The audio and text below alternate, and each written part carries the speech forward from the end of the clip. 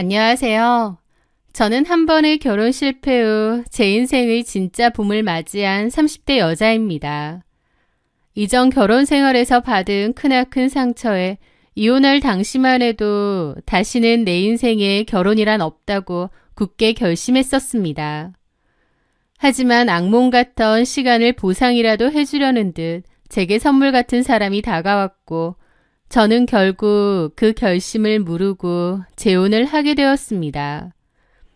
그리고 이런 게 내가 원했던 결혼 생활이구나 라는 것을 두 번째 결혼에서 비로소 느끼고 있네요.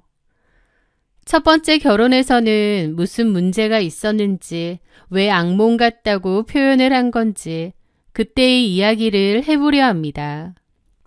저는 증권사에서 펀드 매니저로 일하고 있습니다. 매일같이 분초를 다투며 돌아가는 숫자들의 전쟁터 속에서 제 자신을 돌볼 겨를도 없이 치열하게 살았죠. 그러다 극심한 스트레스와 불규칙한 생활로 건강이 나빠지는 것을 느끼고 회사 근처의 한 대형 스포츠 센터에 등록을 했습니다. 전 남편인 강재영도 거기서 만났어요. 그 센터를 운영하는 대표이자 헬스 트레이너였거든요. 그는 유독 제게 많은 신경을 써주었습니다. 말도 잘 통했기에 운동 외에도 이런저런 대화를 잘 나누기도 했고 금방 친해졌어요. 저는 직업 특성상 회사에 남자분들이 많거든요. 그리고 대학교도 남자들이 많은 학과를 졸업했고요. 그렇다 보니 남자들하고도 스스럼 없이 편하게 잘 지내는 편인데 그 남자도 그래서 저를 더 편하게 생각했던 것 같아요. 헬스 트레이너와 회원으로 만났지만 나중엔 개인적으로 친해졌습니다. 그러다가 어느 날 그가 제게 데이트 신청을 해오면서 저희는 자연스럽게 연인이 되었죠. 그가 운영하던 센터는 번화가에 위치한 건물이었는데요. 저는 그가 자수성가형 사업가라고 생각했는데 나중에 알고 보니 그 건물이 아버지 소유라고 하더라고요. 그 남자네 집은 꽤 여유가 있는 편이었죠. 그렇게 서로에 대해서 알아가며 잘 만나고 있었는데 어느 날 제가 그 남자에게 가족 이야기를 좀 해달라고 했습니다. 결혼도 생각하고 있다 보니 가족들은 어떤 사람인지 궁금해서요. 그랬더니 그 남자가 깊은 한숨을 내쉬며 그러는 거예요. 사실 우리 집 조금 복잡해. 왜냐면 우리 엄마는 사실 우리 아버지 두 번째 부인이야. 엄마 아빠가 나이 차이도 14살 정도 나고. 아, 그렇구나. 저는 별 생각이 없었는데 그는 고민하더니 집안의 가정사에 대해 털어놓았습니다. 아버지는 큰어머니하고는 이혼하셨거든. 큰어머니 사이에서도 전처 자식들이 있고. 그러니까 나는 배다른 형제가 둘 더 있어. 형 한 명, 누나 한 명. 근데 큰어머니하고 우리 아버지하고 정식으로 이혼하고 우리 엄마를 만났다고 들었는데도 그 집 사람들은 우리 엄마를 첩 취급하는 거야. 무시도 많이 하고 나도 덩달아 무시 많이 당했지. 그의 말에 따르면 어머님은 그런 환경 속에서 평생을 주눅들어 사셨다고 했습니다. 아버지도 다정다감한 성격도 아니고 많이 무뚝뚝하셔. 그렇다 보니 엄마가 아버지 눈치도 보고 큰어머니 눈치도 보고 심지어 배다른 형제들 눈치도 보고 그거 지켜보는 나도 마음이 안 좋고 안쓰럽고 그랬지. 우리 엄마 좀 불쌍한 사람이야. 그래서 내가 더 잘해야 돼. 우리 엄마 이제라도 기 좀 펴고 사셨으면 좋겠거든. 영미 너는 똑똑하고 마음 따뜻한 여자니까 우리 엄마한테도 좋은 며느리 되어줄 수 있을 것 같다. 저는 남친에게 그 얘기를 들었을 땐 그의 아픔이 짠했고 또 어머님이 참 안쓰럽다고 생각했습니다. 그래서 나라도 어머님을 존중하고 존경하면서 잘해드려야겠다고 다짐했죠. 그것이 얼마나 어리석고 순진한 다짐이었는지 그때의 저는 전혀 알지 못한 채요. 그렇게 양가 부모님 인사도 드렸고 축복 속에서 결혼도 했습니다. 그리고 결혼 전과 결혼 초반까지만 해도 어머님은 제게 정말 잘해주셨고 좋으신 분 같았습니다. 그런데 결혼하고 얼마 지나지 않아서 그 일이 생겼습니다. 그날 저는 회사에서 중요한 미팅 때문에 야근이 예정되어 있었는데요. 남편에게도 야근이 있어 좀 늦을 것 같다고 미리 말해두었죠. 그런데 미팅을 주관했던 상사의 개인적인 문제로 갑자기 야근이 취소되었습니다. 야근하는 줄 알았는데 생각보다 일찍 퇴근하게 된 거였죠. 그렇게 퇴근하고 집에 가려는데 한 동료가 이렇게 된 김에 다 같이 저녁이나 먹고 가자고 제안하더라고요. 그렇게 회사 바로 앞에 있는 식당에서 팀원들과 간단히 식사를 했습니다. 그 두 명은 택시를 타고 먼저 갔고 저희 집과 방향이 같았던 한 남자 동료가 어차피 가는 길이니 저를 태워준다고 했어요. 저도 좋다고 하고 회사 주차장으로 같이 걸어가 동료의 차를 얻어 타게 되었습니다. 그리고 집으로 가고 있는데 갑자기 어머님께 전화가 걸려오는 거예요. 저는 아무것도 모른 채 해맑게 받았죠. 네, 어머님. 그런데 어머님 말투가 엄청 차갑고 냉랭하고 따지듯이 물어보시더라고요. 너 지금 어디니? 저 지금 집에 가는 길이에요. 재영이가 너 야근 안 됐는데 집에 가고 있다고? 그러시는 겁니다. 좀 황당했죠. 아, 원래 야근이었는데 갑자기 취소가 돼서. 그럼 곧장 집으로 와야지. 왜 다른 남자 차를 타고 가니? 내가 그 근처에 갔다가 타봤다. 너 지금 집에 오는 거 맞아? 그러시는 겁니다. 갑자기 달라진 어머님의 말투가 무섭기도 하고 황당하기도 하고 저는 일단 그 상황을 설명하려 했죠. 아, 동료 차 타고 가는 건 맞는데요. 집 방향이 같아요. 그래서 태워주신다고 해서. 마침 방향이 같아? 하면서 비꼬시는 겁니다. 저도 어이가 없고 왜 이러시나 싶었죠. 어쨌든 집에 간다고 하니까 일단 알겠다. 하면서 탁 끊으셨죠. 옆에서 운전하던 동료도 이게 무슨 일이냐고 묻는데 저는 어안이 벙벙해서 할 말이 없는 겁니다. 어머님이 왜 이러시지? 혼란스러워하면서 집으로 돌아왔죠. 그런데 그 사이에 어머님의 전화를 받은 남편까지 뚱한 얼굴로 저를 쳐다보고 있는 거예요. 야근한다고 했잖아. 아, 야근 취소됐어. 차 타고 온 남자는 누군데? 라면서 취조하듯 묻길래 어이없어서 자초지종을 다 설명했습니다. 하지만 남편은 제 얘기를 듣고도 아무런 대답을 않더니 갑자기 알겠다면서 그냥 자리를 확 뜨는 거예요. 너무 기가 막혔죠. 왜 저러지? 하고 그냥 넘어가긴 했는데 그 일 이후로 어머님이 저를 이상하게 보기 시작했습니다. 정말 아무것도 아닌 일 하나로 어머님의 이상한 망상이 시작되었던 거죠.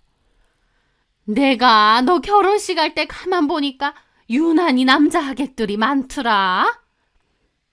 그거야 제가 대학교도 남자들이 많은 학과를 전공했고 저희 회사도 남자들 비율이 높으니까요. 친한 남자들도 많겠어? 뭐 친한 친구도 있고 동료들하고도 잘 지내긴 하는데 왜 그러세요, 어머니? 그럴 때마다 저를 이상하게 쳐다보고 자리를 뜨는데 미치겠더라고요. 왜 저러시나 싶고 뭔가 더러운 오해를 받는 것 같은 기분이었죠. 게다가 더 한장할 것은 남편한테까지 자꾸 저를 의심해보라고 부추기셨다는 겁니다. 다른 부모님들은 자식이 결혼하면 잘 살려고 도와줄 텐데 오히려 어머님이 나서서 이상한 오해를 만들고 남편더러 의심하라고 부추기는 거죠. 하루는 자다가 일어났는데 남편이 제 휴대폰을 몰래 훔쳐보는 것을 보고 경악을 했어요. 소름이 돋더라고요. 당신 지금 뭐 하는 거야? 왜 남의 폰을 뒤져? 남편은 당황해하면서 변명을 했지만 저는 남편이 왜 이러나 싶더라고요.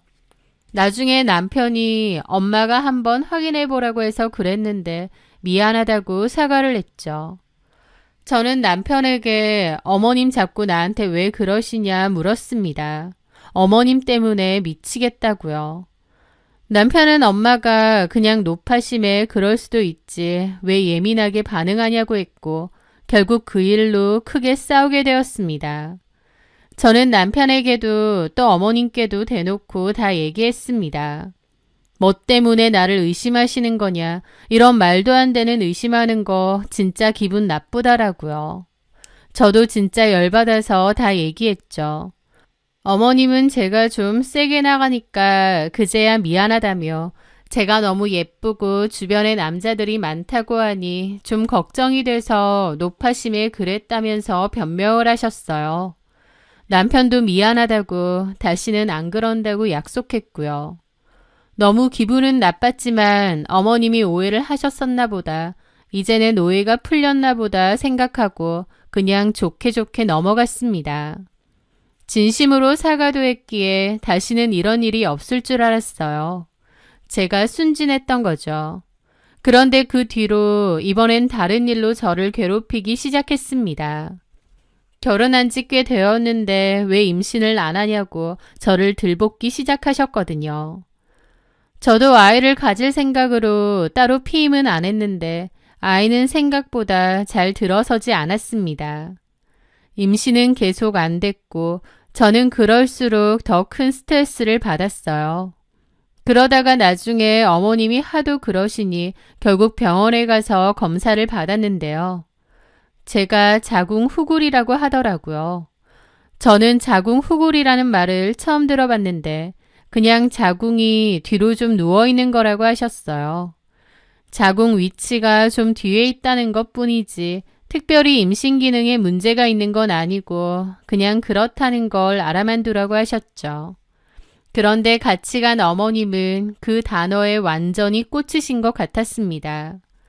분명 의사 선생님도 자궁 후굴이 임신에 큰 문제는 아니라고 분명히 얘기하셨고 다른 것도 별다른 문제 없이 건강하다고 하셨거든요.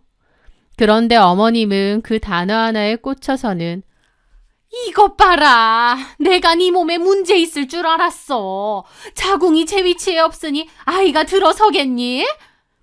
라며 호들갑을 떠시는 거예요. 저도 너무 질리더라고요. 어머니, 같이 들으셨잖아요. 그냥 위치가 그렇다는 거지 특별한 문제 아니라고. 그거는 그냥 의사가 하는 소리지. 제 위치에 있어야 될 게 뒤에 있다는데 임신 안 되는 이유가 그거지 다른 게 있어? 내 이럴 줄 알았다. 그래서 내가 검사를 해보자고 한 거야. 라는데 너무 질리더라고요. 남편도 그냥 입 꾹 다물고 있고요. 어머님이 임신 가지고 그렇게 닥달하고 난리를 치시니 오히려 더 스트레스 받아서 임신이 안 되는 게 아닌가 싶을 정도였어요. 그런데 정말 화나는 일은 따로 있었습니다. 어머님이 나중에 따로 그 병원을 찾아가셨대요. 그리고 그 의사 선생님께 물어봤답니다. 우리 며느리가 자궁 하골이라는데 그 원인이 따로 있느냐고. 혹시 성생활이 문란해서 그런 게 생길 수도 있냐고요. 진짜 미친 거 아닌가요? 저도 어머님이 그런 미친 소리를 따로 물을 줄은 몰랐는데 생각 없이 제 남편이 그걸 저한테 얘기해줘서 알았습니다. 의사가 황당해하면서 저 같은 경우는 선천적인 거라고 그리고 자궁 건강하고 임신 기능에 문제 없다고 다시 설명까지 해줬다네요. 어머님은 그 얘기를 저희 남편에게 전했고 눈치 없는 그 남편 놈은 저에게 다시 전한 겁니다. 그 얘기를 듣는 순간 저는 완전히 폭발했습니다. 도대체 나를 뭘로 생각하는 건가 싶어서 기가 막히더라고요. 결혼할 때 남자 하객이 좀 많이 오고 그때 남자 동료랑 같이 퇴근했다는 이유로 저는 상상 초월의 더러운 오해를 사고 있다는 게 기막힌 겁니다. 저는 진짜 어머님 미친 거 아니냐고 흥분했는데 남편은 제 반응을 예상 못했는지 엄마가 걱정돼서 그랬던 건데 확인하고 나니 괜찮아 하셨다면서 어머님 두둔을 하는 거예요. 제가 왜 기분 나빠하는지조차 이해를 못하고요. 어머님이나 남편이나 진짜 미쳤구나 싶었죠. 저는 남편에게 내가 왜 이런 더러운 오해를 받아야 되느냐, 내가 뭘 잘못했느냐고, 그리고 어머님 무슨 망상이나 정신병 있으신 거 아니냐 따졌고, 남편은 아무리 그래도 시어머니한테 망상병, 정신병이라고 하느냐면서 난리를 쳤습니다. 아주 효자납셨더라고요. 그 일로 서로 대판 싸우고 집 뒤집어졌습니다. 그리고 저는 도저히 그 인간 엄마도 보고 싶지 않아서 짐 싸들고 집 나왔어요. 남편은 이렇게 집을 나가면 어쩌냐고 몇 번 하야하러 왔지만 저는 이혼하겠다고 했습니다. 그 와중에 어머님은 저한테 전화해서 뭐 캥기는 거 있냐고, 아니면 그냥 그만이지 왜 이렇게 선수치듯 난리치면서 이혼 소리까지 하느냐 하더라고요. 와, 진짜 답도 없고 이 결혼 생활을 계속하면 내가 먼저 정신병이 오겠구나 깨달았습니다. 저희 부모님도 미친 거 아니냐고 헤어지라고 하셨고요. 그렇게 저는 수많은 다툼 끝에 이혼을 하게 되었습니다. 남편은 처음에는 무슨 이혼이냐 미안하다며 달래는 척하며 말렸지만 나중에는 자기도 어머님 말에 동조하는 듯 하더라고요. 어이가 없었죠. 솔직히 제 입장에선 어머님이 너무 징그럽고 이상했습니다. 오히려 어머님이 이상하게 그런 쪽으로 집착이 강하다는 생각이 들었거든요. 물론 며느리가 남자 동료랑 같이 집에 가는 게 언짢을 수도 있지만 제가 충분히 해명했잖아요. 차라리 남들 보는 눈도 있으니 그런 건 자제하라고 좋게 말씀하셨으면 저도 그 후에는 조심했을 거예요. 그런데 다짜고짜 저를 의심하고 남자 지인 많은 거 보니 과거에 문란했을 것 같다느니 소설을 쓰고 계신 거잖아요. 어머님이야말로 진짜 이상하고 사람이 징그럽다 싶었습니다. 그래서 저는 학을 떼고 이혼을 한 거죠. 너무 기막힌 경험이었기 때문에 살면서 재혼은 절대 안 하겠다고 다짐했습니다. 그런데요. 이혼하고 2년 정도 지났을 무렵 봉사활동을 하다가 현재 남편을 만나게 되었습니다. 그 남자는 어른스럽고 제가 존경할 만한 성품을 가진 사람이었어요. 사실 그렇다고 해도 재혼 생각까진 없었는데 만나다 보니 정말 좋은 사람이라는 걸 더욱 알게 되었습니다. 그리고 무엇보다 그 남자도 남자지만 그 남자의 부모님이 너무 좋으신 분들이었습니다. 사실 전 남편하고는 결혼 전에 시부모님 인사드렸을 때 살짝 쎄한 느낌도 있었거든요. 전 시모는 전 시부 눈치를 너무 많이 보고 주눅들어 있었는데 부자이긴 해도 집 분위기가 좋지는 않았어요. 하지만 지금 남편 부모님을 만나 뵈었을 땐 그 화목하고 따뜻한 분위기가 너무 좋더라고요. 저도 이 화목한 분위기의 일원이 되고 싶다 그런 생각이 들 정도로요. 그 남자는 제가 재혼에 대해서 느끼는 불안함을 10분 이해해줬고 제가 편안하게 선택할 수 있도록 도와주었습니다. 결국 다시 한번 사람을 믿어보자고 생각했고 그 남자와 재혼을 준비하게 되었어요. 그런데 재혼 준비 과정에서 뜻밖에도 임신이 되었습니다. 시부모님도 너무 환영해 주시고 축복해 주시더라고요. 전 남편과는 2년 넘게도 안 생기던 아이가 지금 남편과는 결혼도 전에 생긴 거죠. 결혼은 좀 더 앞당겨서 하게 되었고 결혼 후 5개월 만에 출산도 했습니다.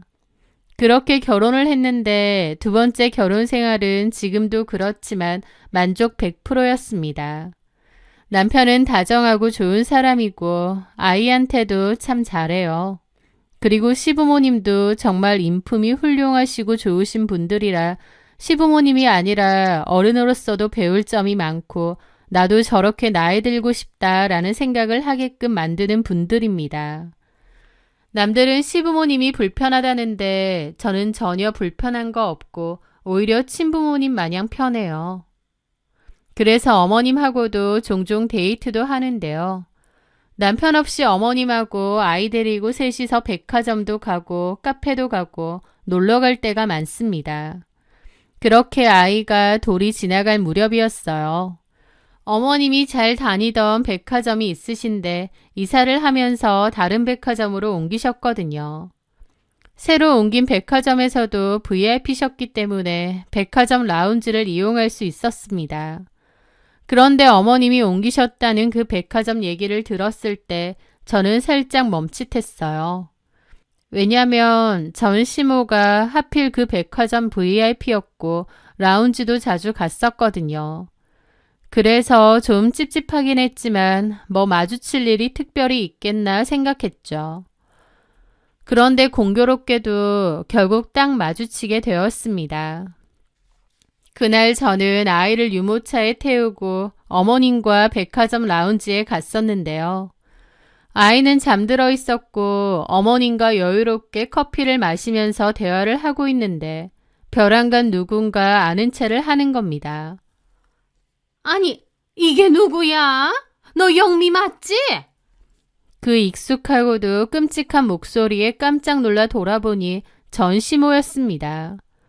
아, 설마 했는데 결국 만났구나 싶더라고요.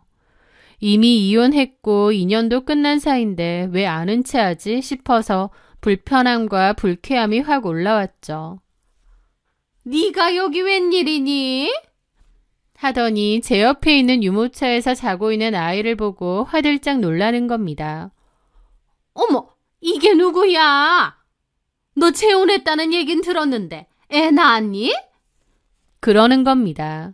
저는 기분이 나빴지만 앞에 어머님도 계셨기에 좋게 말하고 목례를 했습니다. 네, 저 지금 대화 중이어서요. 그만 말하고 가라는 뜻이었는데 전 시모가 저희 어머님을 보시더라고요. 그러더니 낯이 익은데? 라고 하는 겁니다. 저희 어머님 보고 낯이 익다고 한 거죠. 그러더니 어머, 혹시 최수경? 그러는 겁니다. 저희 어머님 성함이 최수경이거든요. 전 시모가 저희 어머님을 아는 거예요. 이게 뭐지 싶었는데 저희 어머님도 골똘히 생각하더니 그러시더라고요. 아, 혹시 그래 맞아. 나 박미수. 우리 같은 고등학교 맞지? 전 시모의 말에 저희 어머님이 별 표정 없는 얼굴로 그런 것 같다고 고개를 끄덕이셨어요. 저희 어머님은 별 표정도 없으신데 전 시모 혼자 막 호들갑을 떨더라고요. 세상에, 여기서 다 만나네. 너 여기 백화점 VIP니? 나는 여기 오래됐는데 너 처음 본다. 최근에 이사하면서 여기 백화점 이용하게 됐거든. 아, 그러니? 하면서 저희 어머님을 훑어보더라고요. 너도 좀 사는가 보다. 하더니 갑자기 저를 보는 겁니다. 잠깐만. 근데 얘랑 무슨 사이야? 라면서 저보고 얘라고 하는 겁니다. 어이가 없었죠. 저희 어머님도 기분 나쁜 표정으로 그러시더라고요. 우리 며느리야. 뭐라고? 아니 그럼 영민호 재혼했다는 그 남자가 수경이 아들이었던 거야? 어머나, 세상 좁네. 라는데 진짜 왜 이러나 싶더라고요. 전 시모는 어머님에게 너 알고 있지? 얘가 내 전 며느린 거. 재혼인 거 아는 거지? 재혼인 건 아는데 네 전며느리인 줄은 몰랐다. 전 시모는 저를 보며 코웃음 치더라고요. 세상에, 이혼하고 바로 재혼했다곤 들었는데 그게 수경이 며느리 자리일 줄이야. 능력 좋다 너. 어떻게 꼬셨니? 말 좀 가려서 하세요. 저도 너무 기분 나빠서 말했습니다. 그런데 전 시모는 코웃음 치고 그러더라고요. 참나, 내가 뭘 어쨌다고. 어른한테 싸가지 없기는. 그 모습에 저희 어머님도 미간을 확 찌푸리시더라고요. 그만 좀 할래? 예전에는 네 며느리였다고 해도 이제 내 며느리야. 말 함부로 하지 마. 그리고 몇십 년 만에 만난 동창이긴 하지만 우리 사실 고등학교 때 친하지도 않았잖아? 왜 이렇게 아는 체 하니? 너 갈 길 가.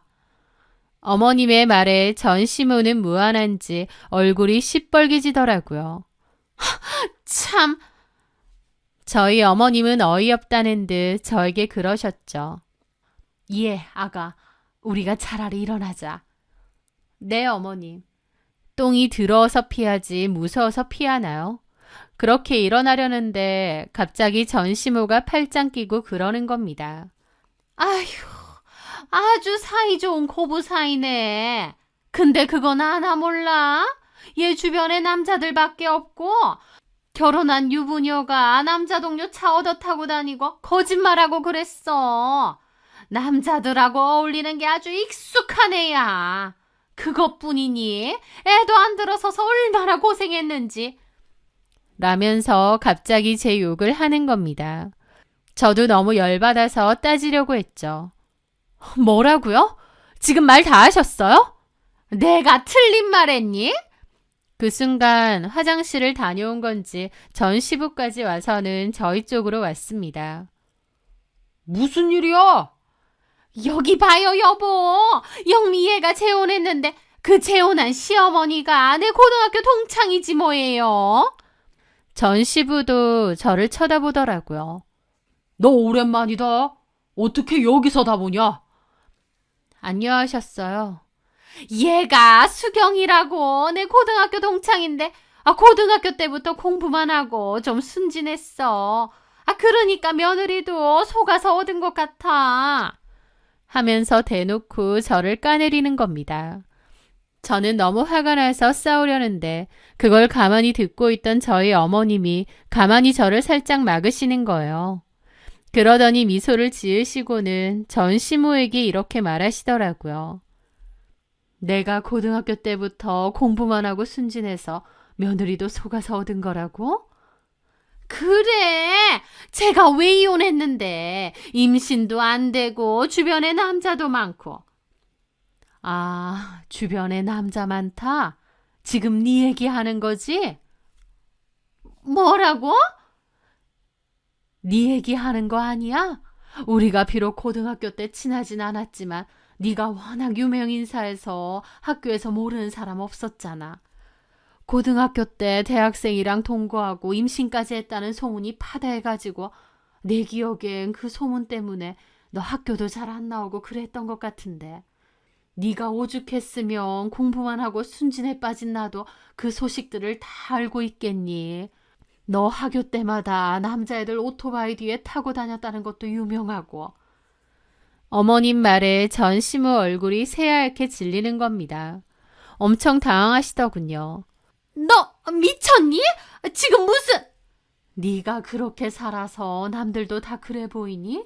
남자친구들 있는 거 왜? 성격 좋고 회사에 남자들이 더 많으니까 그럴 수도 있지. 내가 겪어보니 우리 며느리 그런 사람 전혀 아니야.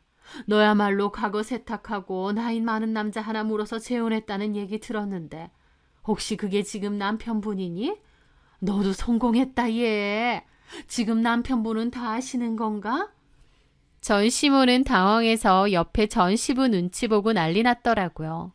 이게 미쳤나? 야! 너 지금 뭔 소리 하는 거야? 어디서 말도 안 되는 헛소리를... 그 말에 저희 어머님 정색하시더라고요. 말도 안 되는 헛소리? 진짜인지 아닌지 지금 당장 동창 친구들한테 전화해서 확인시켜줄 수도 있어. 물란 같은 소리 하네. 너야말로 우리 학교랑 우리 동네에서 아주 물란하기로 유명했던 거 아니니? 이제 와서 말인데 나 너랑 같은 학교인 것도 창피하더라. 미꾸라지 하나가 물 다 흘리고 다니고 뭐 눈에는 뭐만 보인다고 우리 며느리가 그래 보이디? 그건 우리 며느리가 문제가 아니고 네가 그런 사람이기 때문에 남들도 그래 보이는 거야. 알았니? 어머님은 우아하게 조목조목 따지셨고 전 시모는 얼굴 시뻘개져서 반박도 못하고 몸을 부들부들 떨더라고요. 이 미친년이 지금 뭐라고 하는 거야? 그런데 바로 그때였습니다. 옆에서 모든 걸 다 듣고 있던 전시부가 얼굴이 흑빛이 되더니 갑자기 전시모의 뺨 후려치는 겁니다. 거기 있던 사람들 다 경악하고 어머님과 저도 놀라서 뒷걸음질 쳤죠. 전시부가 좀 무섭고 다혈질인 건 진작에 알았는데 전시모에게 그렇게 폭행을 저지른 건 처음 봤습니다. 너 이 말이 다 사실이야? 순진에 빠진 처녀인 줄 알았는데 뭐? 고등학생이랑 대학생이랑 동거? 남자들 오토바이를 타고 다녀? 아니에요, 여보. 제가 아무 헛소리나 하는 거예요. 나 그런 사람 아니에요. 라며 전시부한테 매달리는 겁니다. 뺨까지 맞아놓고 오히려 쩔쩔매면서 전시부한테 매달리는 거죠. 전시부는 씩씩거렸는데 주변 사람들이 다 쳐다보고 웅성거리니 부끄러워졌는지 다리를 붙잡는 전시모를 확 내팽개치고 그대로 나가버리더라고요. 전시모는 저와 저희 어머님을 노려보더니 쩔쩔매며 전시부 뒤를 따라갔고요. 전시모가 늘 전시부 비위 맞추고 쩔쩔매며 사는 건 알았는데 자기가 맞았음에도 싹싹 비는 그 꼴이 정말 비굴하고 한심하더라고요. 그리고 전시부한테는 꼼짝 못하고 설설 기면서 며느리인 저한테는 온갖 막말하고 저 몰아세우고 진짜 인간이 비열하고 못돼 처먹은 인간이구나 싶었죠. 그들이 사라진 후 저희 어머님은 한숨을 푹 내쉬더라고요. 어머님, 괜찮으세요? 괜찮아. 네 전시 어머니가 죄인 줄은 꿈에도 몰랐다. 저도 너무 당황스러워요. 쟤 하는 짓 보니까 너 이전 결혼 생활에서 정말 고생 많이 했겠어. 그러시며 저를 위로해 주시더라고요. 저는 그 말에 이유 없이 오해받아야 했던 전 결혼 생활이 떠올라 코끝이 시큰해졌죠. 어머님은 제 고등학교 때부터 좀 저런 애였다고 이제 다 끝난 인연이니 마음 쓰지 말라고 위로를 해주셨습니다. 그런데 그 뒤로 이틀쯤 지났을까요? 전시모가 어떻게 알았는지 모르지만 저희 어머님 전화로 전화가 왔더라고요. 저희 어머님께 미쳤느냐고 남편 앞에서 그딴 소리를 하느냐고 고래고래 소리 지르고 난리를 피우는 겁니다. 전시모의 난리에도 어머님은 차분하고 우아하게 맞받아치시더라고요. 나는 그냥 사실을 말했을 뿐인데 왜 난리야. 그리고 네가 먼저 내 며느리한테 입에 담지도 못할 망발을 했잖아. 너는 사실도 아닌 말을 그렇게 함부로 떠들어대놓고 나는 진짜 있었던 일 얘기한 건데 뭐가 잘못됐니? 사실이든 아니든 그걸 사람들 앞에서 특히 내 남편 앞에서 얘기를 해. 너 때문에 우리 집 지금 풍비박산 나게 생겼어. 너 책임질 거야? 어머님은 코웃음 치시더라고요. 내가 왜 책임을 져? 그러게 왜 먼저 와서 쓸데없는 소리 늘어놓고 일을 만드니? 과거에 그러고 다닌 거 니네 남편은 모르나 본데 그럼 알아서 자중하고 조용히 지냈어야지. 일 크게 만든 게 누군데 나더러 책임지래? 내가 충고 한마디 하는데 세상 사람들 다 너 같은 줄 착각하지 마. 그러고 다른 사람한테 함부로 입 놀리고 다니지도 말고 너 스스로 딱히 떳떳하지도 않으면서 누구더러.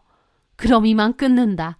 니네 집 일은 네가 알아서 하고 다시는 나한테도 우리 며느리한테도 연락도 아는 채도 하지 마. 내가 지금은 좋게 좋게 받아주지만 나중에는 나도 결코 좋게는 안 넘어가. 알았니? 저희 어머님은 그 말을 끝으로 전화를 끊고 번호까지 차단해 버리셨습니다.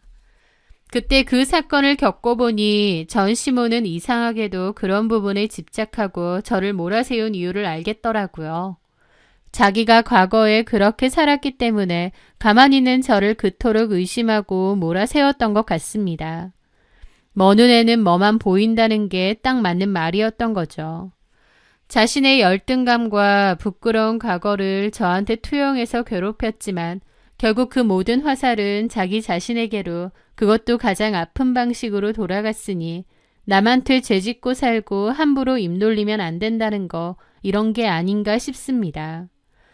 그때 거기서 마주친 게 너무 싫고 끔찍했는데 저희 어머님이 시원하게 한 방 먹여주셔서 어찌나 통쾌하고 감사하던지요. 저는 지금 저를 온전히 믿어주고 아껴주는 든든한 시부모님과 남편, 그리고 제 아이와 함께 너무나 행복하게 잘 살고 있습니다. 이것이 진짜 가족이고 이것이 내가 원했던 결혼 생활이었구나 라는 것을 느끼고 감사한 마음으로 살고 있어요. 저를 있는 그대로 사랑해주고 제 아픔까지도 보듬어주는 사람들과 함께하는 이 평범한 일상이 제게는 정말 값지고 소중한 것 같아요. 제 사연 들어주시는 분들에게도 늘 소중하고 행복한 나날이 가득하시길 바랍니다. 감사합니다.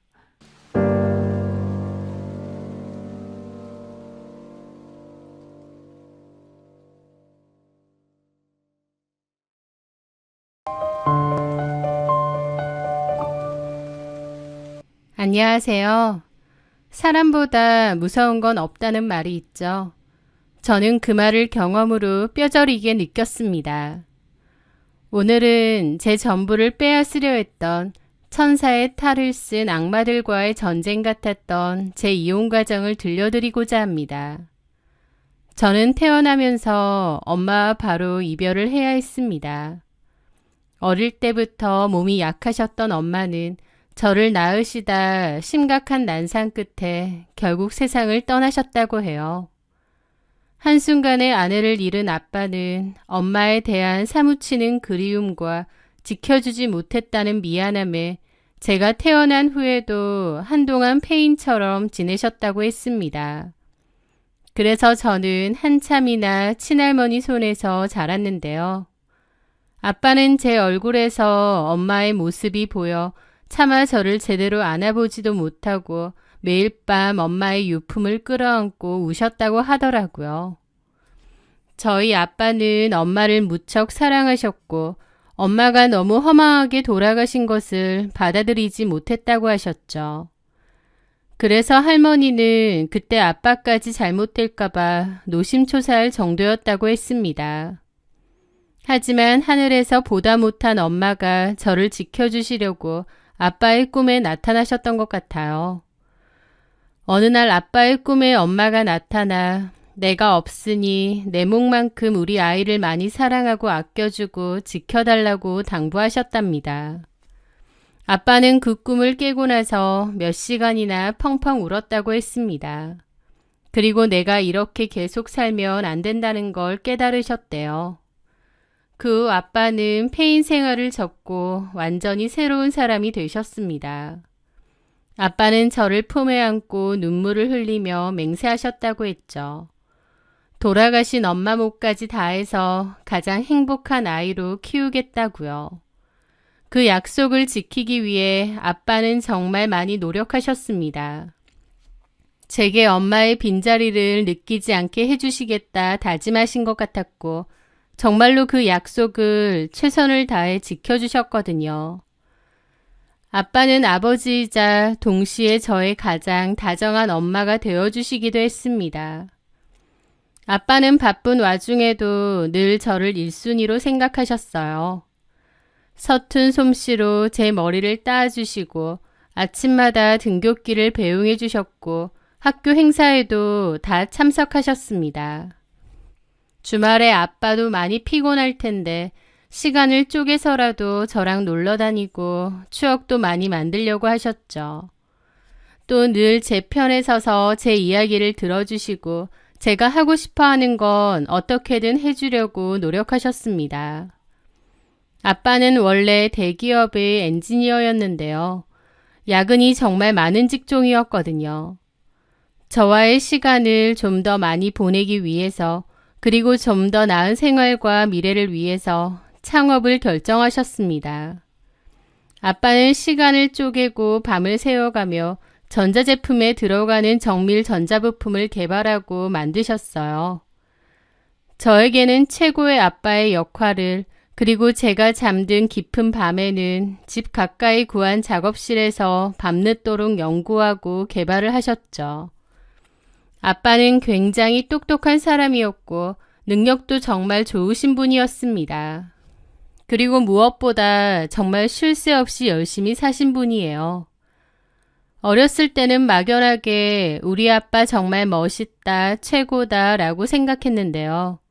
지금 생각해보면 얼마나 아등바등 악착같이 사신 건지 아빠 생각만 해도 눈물이 납니다. 엄마도 없이 남겨진 딸에게 부족함 없으려고 노력하시고 또 개인 사업을 성공시키려고 잠을 줄여가며 노력하시고 젊은 날에 너무 못 쉬고 고생만 하신 탓에 나중에 건강이 좀 안 좋아지셨던 건가 생각하면 지금도 가슴이 찡하네요. 어쨌든 아빠가 개발한 작은 부품은 국내 대기업의 러브콜을 받게 되었습니다. 그리고 회사는 점차 성장해 나가다가 나중에 제가 커서 대학에 들어갈 때쯤엔 아빠의 회사는 탄탄한 IT 부품 소재 기업으로 거듭나 있었죠. 회사가 그렇게 큰 규모는 아니지만 탄탄하고 품질 좋은 회사로 유명했습니다. 사람들은 아빠를 능력 좋고 카리스마 넘치는 경영인으로 기억했지만 제게 아빠는 학교에서 힘든 일은 없었냐, 요즘은 뭐가 되고 싶으냐 따뜻하게 물어봐주는 가장 고마운 가족이었죠. 아빠는 회사를 열심히 키운 이유도 결국 저 때문이라고 했습니다. 제가 부족함 없이 크길 원했고 또 이 모든 게 저에게 튼튼한 뿌리가 되었으면 하셨대요. 저는 그런 아빠의 지극한 사랑 덕분에 부족함 없이 자랐습니다. 당연히 엄마가 그립기도 하고 얼굴도 제대로 못 본 엄마가 때로는 너무 사무칠 때도 있었죠. 하지만 그만큼 아빠가 노력해 주셨기 때문에 오히려 저는 운이 좋은 사람이다 라는 생각을 많이 했던 것 같아요. 그렇게 저는 대학을 졸업했고 취업 준비를 하려고 했는데요. 그 전에 아빠가 졸업 선물로 미국 일주 여행을 갈 수 있게 해주신다고 했습니다. 취업 준비 전에 좀 더 넓은 세상을 보고 오라고 하신 거죠. 아빠의 선물로 저는 꿈에 그리던 미국 일주 여행을 떠나게 되었습니다. 그런데 보스턴 쪽에서 한 남자를 만나게 되었어요. 그 남자가 바로 제 인생을 송두리째 뒤흔든 전 남편 최진혁입니다. 한 카페에서 주문 실수와 작은 분쟁이 있었는데 그 남자가 도와줬고 그걸 계기로 대화를 나누게 되었습니다. 그는 자신은 보스턴대를 다니는 유학생이라고 소개했죠. 저희는 타국에서 만난 인연으로 자연스럽게 가까워졌습니다. 그 남자는 자기 집 형편이 그리 좋지 못해 사실 미국 유학은 큰 사치였다고 하더라고요. 하지만 욕심이 있었기에 이렇게 온 거라고 하면서 자기는 엄청 가난한 유학생이라고 했습니다. 하지만 반드시 성공해서 부모님께 효도하고 싶다고 했는데 그 야망이 큰 사람이었죠. 저는 그런 그의 모습에서 오직 저 하나를 위해 모든 것을 바쳐 회사를 일군 저희 아빠의 젊은 시절을 보았습니다. 그래서 더 끌렸는지도 모르고요. 여행을 마치고 한국으로 돌아온 후에도 저희의 인연은 계속되었고 저희는 자연스럽게 장거리 연애를 시작했습니다. 후에 그 남자는 미국 유명 회사에 취업도 했다는데 저를 위해서 모든 걸 정리하고 한국으로 들어오고 싶다고 했어요. 저도 그 남자에 대한 마음이 너무 깊어졌기에 한국으로 왔으면 했고요. 그 후 귀국한 그 남자는 저에게 바로 프로포즈도 했습니다. 제가 너무 그리웠고 하루라도 빨리 결혼을 하고 싶다는 거였죠. 그 남자는 저를 위해 미국에서의 경력도 다 포기하고 왔기에 미안함과 동시에 나에 대한 사랑이 참 크구나 깨달았던 것 같아요. 저는 아빠께 이 모든 이야기를 다 말씀드렸고 아빠는 그 남자의 열정과 사랑에 감탄하셨습니다. 그래서 결혼식에 관련된 비용을 다 아빠가 내주셨어요. 그 남자에게도 또 시부모님께도 아빠가 그러셨죠. 아빠가 원하시는 건 그저 저의 행복이라고, 저를 많이 아껴주고 사랑해주면 그것만으로도 바라는 게 없다고 진심으로 신신당부하셨죠. 그렇게 결혼도 했습니다. 그리고 남편은 한국에서 들어갈 회사를 구하려고 했는데 그때 어머님이 그러시는 거예요. 우리 진혁이가 사돈 어른 회사에 들어가서 일을 배우면 어떻겠니? 우리 진혁이 미국에서 공부도 많이 했고 다른 사람도 아니고 똑똑한 사이가 옆에 붙어서 사업 도와드리면 아버지도 엄청 든든하지 않겠어? 라고요. 남편은 자신의 전공이 있긴 하지만 저희 아버지를 위해서 그런 건 다 포기하고 아빠의 회사에 입사했으면 하더라고요. 아빠 밑에서 일 제대로 배우면서 저와의 안정된 삶을 꾸려가고 싶다고 하면서요. 아빠는 그런 남편을 기특해 하시면서도 한 가지 약속을 받으셨습니다. 나는 낙하산은 용납 못하는 사람이네. 회사에서 살아남는 건 자네 몫이야. 나는 자네를 사이라고 특별 대우하지 않을 걸세. 남편은 저희 아빠의 뜻이 뭔지 너무 잘 알겠다고 하면서 저희 아빠께 누가 되지 않게 열심히 하겠다고 약속했습니다. 그렇게 남편은 저희 아빠의 회사에 들어갔어요. 그리고 결혼 5개월 만에 제가 임신을 하게 되었죠. 제 임신 사실을 알게 된 아빠는 크게 기뻐하시면서도 저를 낳다 세상을 떠난 엄마가 자꾸 생각이 나시는지 조금은 유난을 떠시며 저를 챙기셨습니다. 몸에 좋다고 하는 건 다 가져다 주시고 나중에 제가 아이를 낳으면 아빠가 다 키워줄 거라는 얘기도 하셨죠. 저한테 그랬듯이 제 뱃속의 아이에게도 얼마나 넘치는 사랑을 주실까 생각했습니다. 그런데 그런 행복도 너무 지나치면 누군가 시샘하는 걸까요? 아이를 출산하고 2년 정도 지났을 때였습니다. 어느 날 밤 걸려온 전화 한 통에 저는 세상이 무너지는 경험을 해야 했습니다. 그 전화는 바로 아빠가 갑작스러운 심근경색으로 돌아가셨다는 병원에서 걸려온 전화였거든요. 제정신이 아닌 상태로 아이는 친구에게 맡기고 남편과 병원으로 달려갔습니다. 가면서도 이게 꿈인지 뭔지 분간이 안 되고 믿기지가 않더라고요. 돌아가셨다는 얘기를 들었음에도 믿지 않았고 제가 병원에 도착하면 아빠가 저를 기다리고 계실 거라는 착각까지 있었습니다.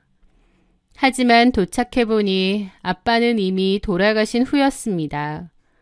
건강하신 아빠였고 또 뒤늦게라도 건강을 생각해야겠다며 신경을 많이 쓰셨어요. 그랬기에 전혀 예상조차 못한 너무 갑작스러운 상황이었습니다. 예상도 못했기에 아빠의 임종조차 지키지 못했던 거죠. 너무 기가 막히고 하늘이 무너지는 것 같은 슬픔이 뭔 줄 알겠더라고요. 저는 그 자리에서 고꾸라졌고 병원에서 정신을 다시 차렸습니다. 남편은 이러다가 저까지 잘못되겠다며 안타까워했죠. 저는 아빠의 죽음을 받아들이기 힘들었습니다. 그래서 바로 장례식을 준비하겠다는 남편을 말렸습니다. 우리 아빠 죽은 거 아닌데 무슨 장례식이냐고요. 오열했다가 다시 쓰러지고 오열했다가 쓰러지고를 반복했죠. 저에게는 우주나 다름없던 아빠가 그렇게 돌아가셨다는 게 도무지 믿기지가 않고 헤아릴 수 없는 충격과 두려움이 몰아치더라고요. 저는 아빠의 장례도 하면 안 된다고 말리면서 아무것도 할 수 없었습니다. 아빠의 장례식을 해버리면 정말 아빠의 죽음을 인정하는 것 같아서 도저히 할 수가 없었어요. 그때 제 옆을 지키던 남편이 제 손을 잡으며 말하더라고요. 은서야, 너무 갑작스럽고 힘든 건 알겠지만 정신 차려. 아버님을 저렇게 계속 놔둘 순 없어. 우리 아빠 안 죽었어. 그런데 무슨 장례식이야. 은서야, 너무 갑작스러운 거 이해하고 나도 지금 이게 무슨 상황인가 싶어. 근데 계속 저렇게 아버님을 놔둘 순 없잖아. 주변 사람들한테 알려야 되고 절차도 밟아야 되고. 저는 목 놓아 한참을 울었습니다. 이미 돌아가신 아빠를 장례식도 없이 계속 저렇게 놔둘 순 없다는 남편의 설득에 결국 장례를 결정했습니다.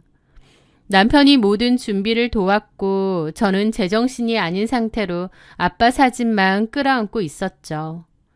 아무리 생각해도 믿기지가 않아서 그냥 멍하게 계속 있었던 것 같아요. 남편은 회사분들, 주변 지인들과 친척들에게도 연락을 다 돌렸습니다. 시부모님도 한달음에 오셨죠. 어머님, 아버님이 막 저에게 위로를 해준답시고 무슨 얘기를 한참이나 하셨는데 넋이 나가서 기억도 안 납니다. 그렇게 거의 제정신이 아닌 상태로 장례식장에 있었어요. 영정 사진 속 아빠를 보며 하염없이 울고 또 고꾸라졌다가 또 울고 계속 반복이었습니다. 그렇게 아빠의 장례 마지막 날이었습니다. 저는 아빠의 영정 사진을 하염없이 보다가 작은 방에서 잠시 잠이 들었는데 눈을 떠보니 시간이 늦었고 남편도 안 보이더라고요. 그런데 갑자기 숨이 잘 안 쉬어지고 가슴이 너무 답답해지는 거예요. 저는 가쁜 숨을 내쉬며 일단 일어나 밖으로 나갔습니다. 컴컴하고 조용한 장례식 주차장을 바라보며 아빠가 이제 없다는 사실을 어떻게 받아들여야 하나라는 생각도 하고 허망하게 돌아가신 아빠가 너무 안타깝기도 하고 복잡한 기분이었습니다. 저는 깊은 한숨을 내쉬며 다시 빈소로 돌아가기 위해 무거운 발걸음을 옮겼습니다. 그렇게 조용한 복도를 지나가는데 문득 장례식장 화장실 근처에 있는 휴게실에서 시부모님이 나누는 대화 소리가 들려왔어요. 어머님, 아버님인가 싶어서 걸음을 멈췄죠. 무슨 두런두런 얘기하는 목소리였고 처음에는 무슨 대화인지 몰랐습니다. 그런데 가만 대화를 들어보니 뭔가 이상하더라고요. 시부모님의 목소리에는 슬픔이나 걱정 대신 감추지 못하는 흥분과 탐욕이 가득 차 있었거든요. 그럼 이제 저 회사가 통째로 우리 진혁이 손에 들어오는 거잖아. 아휴, 세상에, 이게 다 무슨 복이야. 쉿, 조용히 해. 괜히 누가 들으면 어쩌려고. 왜 이렇게 사람이 경거망동해? 아휴, 아는데 우리 아들이 이제 사장님 된다고 생각하니 좋아서 그러지. 저는 제 길을 의심했습니다. 갑작스레 아버지를 잃은 저를 위로해 주시고 같이 눈물까지 글썽여 주셨는데 뒤에서는 저런 이야기를 하시는 거예요. 우리 조카 요즘 놀고 있는데 회사에 자리 하나 주라고 해야겠다. 진혁이한테 말해서. 사실 사도는 너무 깐깐해서 취업 부탁하는 건 말도 못 해봤잖아. 이제 우리 아들이 사장할 건데 뭐. 그들의 대화를 듣는 동안 저는 차가운 복도 벽에 등을 기댄 채 숨도 쉴 수 없었습니다. 시부모님이 저에게 했던 위로가 전부 거짓이라는 사실이 드는 순간 저희 아버지의 죽음이 시부모님께는 큰 기회라는 걸 안 순간 너무 기가 막혔고 화가 났고 또 슬프기도 했습니다. 내가 이제 진짜 혼자 덩그러니 남겨졌다는 사실을 여전히 깨달은 기분이었거든요. 저는 그 자리에 주저앉아 소리 없는 눈물을 흘려야만 했습니다. 그날 시부모님의 그런 대화를 엿들었지만 저는 화낼 기운조차 없는 상황이었어요. 그래서 일단 모른 채 했습니다. 그리고 제가 어리석었던 거기도 하지만 시부모님의 생각일 뿐 남편의 생각은 아니라고 믿었던 것 같아요. 시부모님은 내 생각과 달리 탐욕적이고 아들을 위해 저런 소리까지 하시지만 내 남편은 시부모님과 생각이 다르다, 저렇게 생각하지 않을 거다라고 믿었던 것 같아요.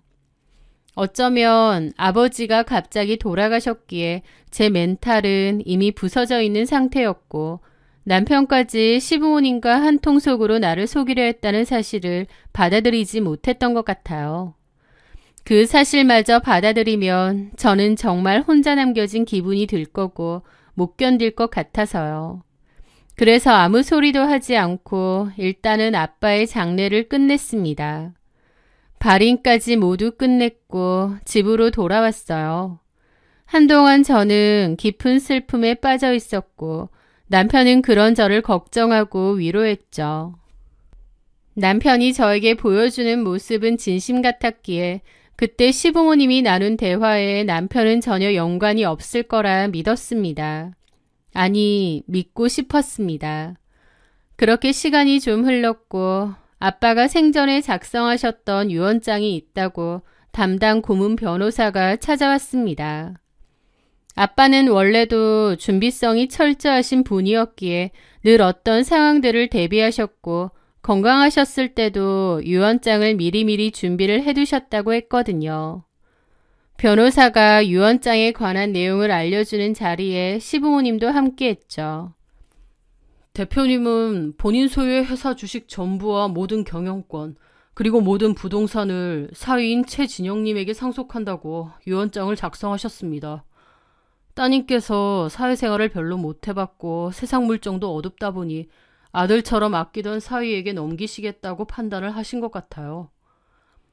그 내용을 듣는 순간 저는 아무 생각도 할 수 없었습니다. 아빠가 모든 걸 다 제 남편에게 물려준다고 하셨던 거예요. 얼떨떨했는데 남편이 갑자기 아주 과장된 몸짓으로 자리에서 벌떡 일어났습니다. 그러더니 변호사님, 이게 무슨 말입니까? 제가 어떻게 장인어른의 재산을 다... 아닙니다. 저는 받을 수 없습니다. 이 모든 것은 당연히 딸인 은서의 것이죠. 남편의 반응에 어머님, 아버님도 당황해서 그러시더라고요. 아니, 사돈어른께서 깊은 뜻이 있으셔서 그런 건데 네가 왜 그러냐? 그럼 어련히 많이 고민하시고 내린 결정이실 텐데. 남편은 계속 자기가 어떻게 이걸 받느냐고 손사래를 쳤고 시부모님은 쩔쩔 매면서 저희 아빠의 생전 뜻을 받아들여야 된다고 했습니다. 그 사이에서 정작 딸인 저는 아무 말도 하지 않고 있고 자기들끼리 북치고 장구치고 하더라고요. 남편의 행동도 너무 과장되고 이상하게 느껴지긴 했습니다. 하지만 한편으론 남편이 정말 저에게 미안해서 저러는 줄 알았어요. 저는 그 소란 속에서 그저 멍하니 앉아있을 수밖에 없었습니다. 그때까지도 무언가 잘못되었다는 걸 느꼈는데 멘탈이 다 부서지고 제정신이 아닌 상태였습니다. 그래서 반박할 기력조차 없더라고요. 남편은 그 저에게 눈물까지 글썽이며 말했습니다. 장인어른이 자기를 이렇게 믿어줄 줄 몰랐다면서 장인어른이 얼마나 저를 걱정하시는지 누구보다 잘 안다면서 장인어른의 뜻을 잘 받아들이겠답니다. 그러면서 장인어른과의 약속대로 장인어른이 그렇게 하셨듯 저와 아이를 자기 목숨보다 소중하게 여기고 지켜주겠다고 하더라고요. 분명 말만 들으면 감동적이어야 되는데 제 기분은 전혀 그렇지 않았습니다. 자꾸만 남편이 연기를 한다는 생각이 들었거든요. 눈물까지 글썽이며 제 손을 붙잡고 저렇게 말했는데 이상하게도 그 손이 뱀처럼 차갑고 끈적하게 느껴지더라고요. 어쨌든 그렇게 유언장대로 저희 아빠의 회사와 재산은 남편의 것이 되었는데요.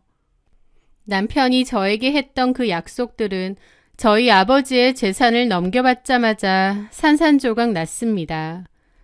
한순간에 회사의 사장이 된 남편과 그런 아들을 등에 업은 시부모님이 저를 함부로 대하기 시작하셨거든요. 그 전까진 저를 어려워하셨던 시부모님이었는데 아버지가 돌아가시고 나서부터는 저에게 정말 함부로 대하기 시작하더군요. 어머님은 그전에는 그런 적이 없으셨는데 이제부터라도 명절을 제대로 해야 된다며 갑자기 명절 전날 저를 부르셨습니다. 그리고 여태까지는 제대로 못했지만 이제라도 제사며 명절이며 제대로 해야겠다면서 저한테 명절 음식을 준비하라고 하셨죠.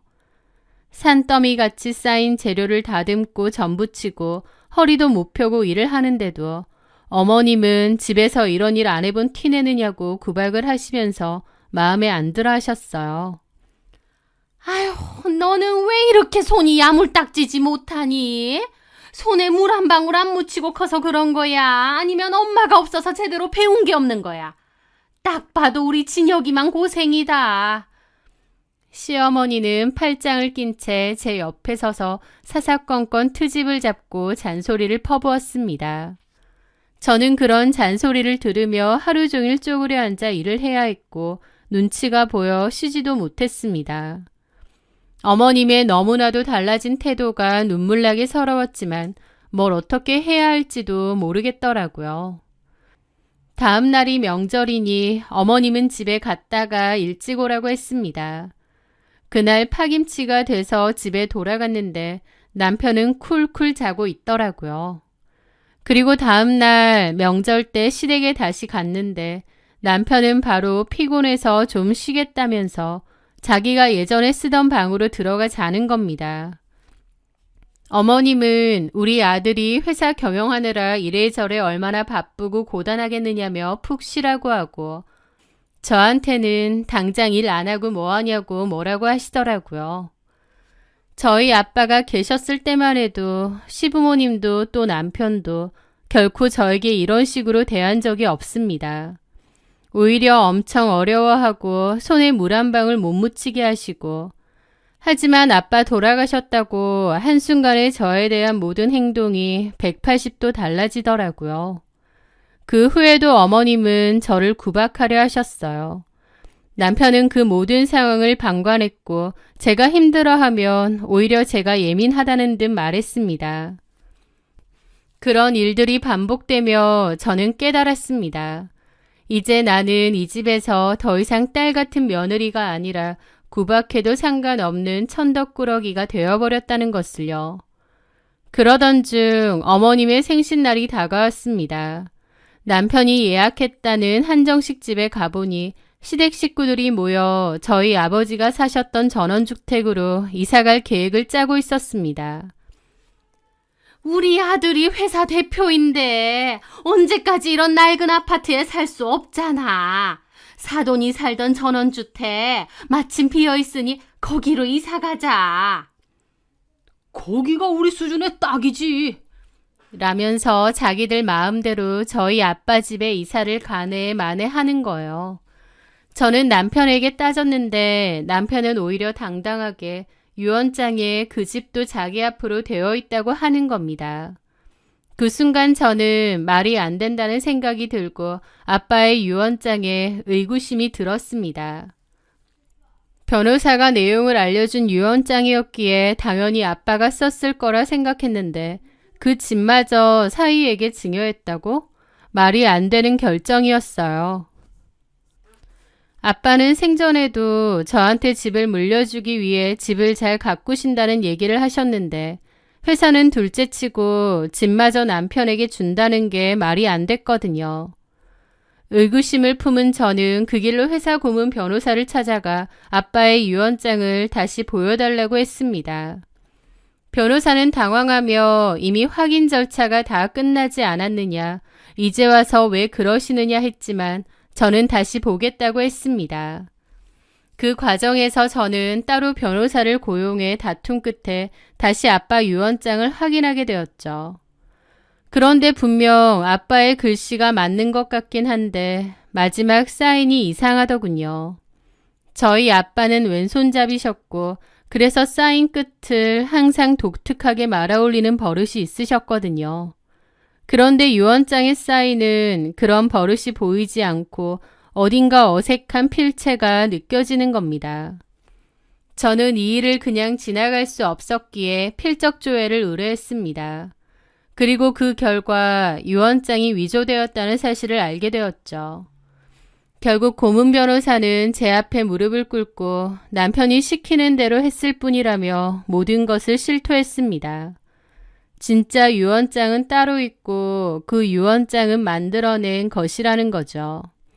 변호사는 결국 숨겨두었던 진짜 유언장이 있는 은행 개인금고 열쇠를 저에게 건네주었습니다. 그리고 저는 거기서 저희 아빠의 진짜 유언장을 보게 되었습니다. 아빠의 글씨체로 쓰여진 제게 남기는 마지막 편지나 다름없는 유언장을요. 그 유언장의 내용은 이랬습니다. 저희 아빠는 저에게 만일 회사 일을 배우고 싶다면 아빠와 오랜 기간 같이 일을 해온 부사장님께 착실하게 일을 배우라고 하셨습니다. 하지만 그게 아니라면 회사는 전문 경영인에게 맡기고 저는 제가 하고 싶은 일을 하면서 인생을 행복하게 살았으면 하셨어요. 저희 남편에게 회사든 집이든 상속하겠다고 하신 내용은 전혀 없었습니다. 저는 아빠의 진심이 담긴 유언장을 끌어안고 한참을 소리내어 울었습니다. 왜 진작 그 말도 안 되는 유언장을 의심해보지 않았나 후회가 되더라고요. 그 사이 아무것도 모르는 시부모와 남편은 저희 아빠 집으로 이사를 갔습니다. 가짜 유언장과 진짜 유언장의 존재를 파악하게 된 저는 곧장 저희 아빠의 집을 찾아갔습니다. 이미 시부모님이 살고 계신 저희 아빠의 집을요. 시부모님은 이사를 가면서 물건까지도 새로 샀는데 그것도 심지어 회사 법인카드로 산 것들이었습니다. 저는 그들 앞에 이제는 제 편이 된 고문 변호사와 함께 나타났습니다. 그리고 남편에게 저희 아빠의 진짜 유언장을 내밀었죠. 남편은 진짜 유언장의 얼굴이 새하얘져 굳어버렸고 아무것도 모르는 어머님은 유언장을 받아들고는 내용을 읽더니 말도 안 된다며 북북 찢어버렸습니다. 당연히 사본을 들고 온 것인데 그 행동이 너무 가짜고 어이없더라고요. 그거 찢는다고 가짜가 진짜가 되진 않아요. 개망신 당하고 싶지 않으시면 우리 집에서 당장 나가세요. 그리고 법적인 책임도 물게 될 겁니다. 그리고 저는 남편에게도 말했습니다. 당신 유언장 위조가 얼마나 큰 죄인지 모르나 봐. 그리고 내가 알아보니까 그동안 우리 아빠 회사 돈도 잘도 빼돌렸더라. 페이퍼 컴퍼니까지 만들면서 아주 제대로 사기치려고 했어. 네가 그러고도 인간이야? 우리 아빠가 당신한테 어떻게 했고 내가 당신한테 어떻게 했는데 이런 식으로 사기를 쳐? 이제 모두 법으로 처리하자. 당신이 저지른 짓이 얼마나 엄청난 짓들인지 깨달을 시간이야. 그제야 사태 파악이 된 건지 그 집 가족들은 제 바짓가랑이를 붙들고 한 번만 봐달라며 빌기 시작했습니다. 남편은 저희 아이까지 들먹이며 없던 일로 하자고 사정했죠. 하지만 이게 없던 일이 되겠나요? 회사 고문 변호사를 매수해 유언장을 조작할 엄청난 생각을 하다니 미쳐도 단단히 미친 거죠.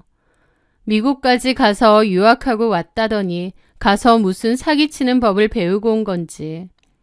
그날 그들은 저희 아빠의 집에서 쫓겨나듯 짐을 뺐습니다. 그리고 그날 저는 제 변호사와 함께 법원으로 향했습니다. 더 이상 망설일 이유도 그들을 용서할 마음도 없었기 때문입니다. 속전속결로 그들을 법의 심판대에 세웠습니다. 저는 시부모와 남편에게 사문서 위조, 횡령, 배임 혐의로 형사고소를 진행했고 이혼 소송도 같이 진행을 했어요. 물론 그들의 일을 봐준 고문 변호사까지요. 법원에서 그들은 끝까지 뻔뻔했습니다. 남편은 장인어른께서 평소 저를 아들처럼 아끼셔서 생전에도 제게 모든 것을 맡기실 의사가 충분히 있으셨다는 말도 안 되는 주장을 펼쳤고 어머님은 며느리가 슬픔에 빠져 제정신이 아닌 상태에서 오해를 한 것이라며 저를 몰아가려 했습니다. 하지만 그들의 추악한 연기는 제가 제출한 진짜 유언장과 필적 감정 결과 그리고 모든 죄를 자백한 변호사의 증언 앞에서 산산조각이 났습니다. 판사님은 그들의 죄질이 매우 나쁘다며 혀를 내두르셨죠. 결국 이혼 소송은 물론이고 모든 재판에서 저는 승소했습니다. 남편은 사문서 위조, 횡령, 배임 등의 혐의가 모두 인정되어 감옥에 가게 되었죠. 시부모님 역시 공모 혐의로 벌금형을 선고받고 시부모가 그나마 살고 있던 그 작은 아파트마저 팔아 회사에 끼친 손해를 배상해야 했습니다. 모든 것이 정리된 저는 저희 아빠의 집에서 제 딸아이와 함께 다시 살고 있습니다. 아빠의 회사는 그 분야에 대해서 잘 알고 있는 전문 경영인을 고용하여 일을 전적으로 맡기고 있고, 저는 제 전공을 살려 제 개인 사업을 하고 있습니다. 아빠가 그러셨던 것처럼 저도 제 힘으로 뭔가를 이뤄내보고 싶었거든요. 육아에 개인 사업까지 하루가 24시간이 모자랄 정도로 정신이 없지만 하루하루 보람을 느끼며 더 나은 미래를 꿈꾸고 있습니다. 가끔 곳곳에 녹아있는 아빠와의 추억에 눈물이 날 때도 있지만 제 옆에서 제잘거리는 딸아이를 보면 다시 힘을 얻곤 해요. 저는 앞으로 저희 아빠가 그러셨듯 제 딸아이를 위해 그리고 저를 믿어주는 사람들을 위해 최선을 다해 열심히 살 겁니다. 지금까지 제 이야기 들어주셔서 감사해요. 모두 행복한 날만 되시길 진심으로 바라겠습니다.